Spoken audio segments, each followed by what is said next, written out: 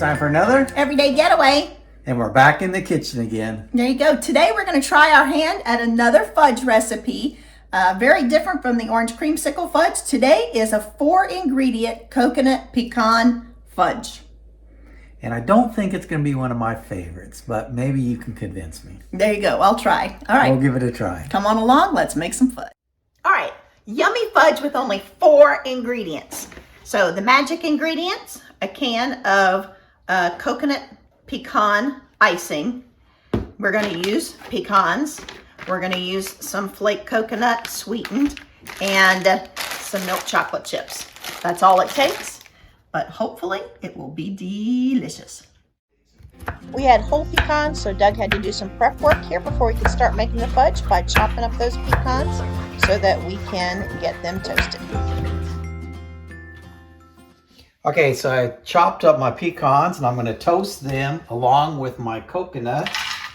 And we're going to throw a little bit of sea salt in there with them. And I have it set about 8 on the stove. And I'm just going to get it a little brown here. The recipe doesn't actually call for the sea salt, but Doug and I like it, so we're just going to add a little bit with it. And he'll get going stirring. Smelling good already. You can add a little tiny bit of butter into this. We don't generally do it, but I have done that every once in a while when I make a coconut pecan cake. So if you'd like. Okay, so it only took me a couple of minutes to get the pecans and the coconut toasted here. It's looking good and smells really nice. Now it's time to melt up these milk chocolate chips. We're just going to do it in the microwave. It'll take a couple minutes and we'll stir every 30 seconds. Once they're all melted, we'll go on to the next step. Took a minute and a half to get it melted nice and well. And now the magic's going to happen. We're going to use this can of frosting. We're going to get it all scooped in and we're going to mix it together really well. And that's going to become the fudge base.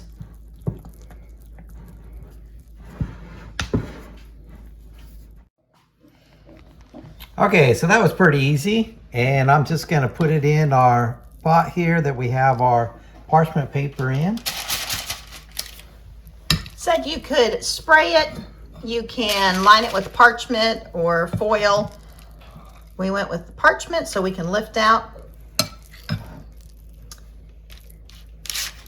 Once Doug gets it in there, we're just going to flatten it out.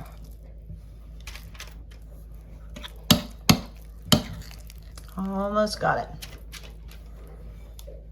Now, I don't know that this will be as good as the orange creamsicle fudge, but if you like chocolate, this really smells chocolatey, coconutty, and maybe this will be one you really like. While Doug is smoothing that out, if you are not already part of the Everyday Getaway family, please take a moment, hit that subscribe button, like the video, share it out, and if you try it, drop us a comment, let us know what you think. Okay, last up, we're going to take this toasted coconut and pecan mixture that Doug made. We're going to sprinkle it all over the top. Maybe add a little bit more sea salt just for good measure. And then this is going to go into the fridge to harden up, and then we'll come back in a while and give it a taste.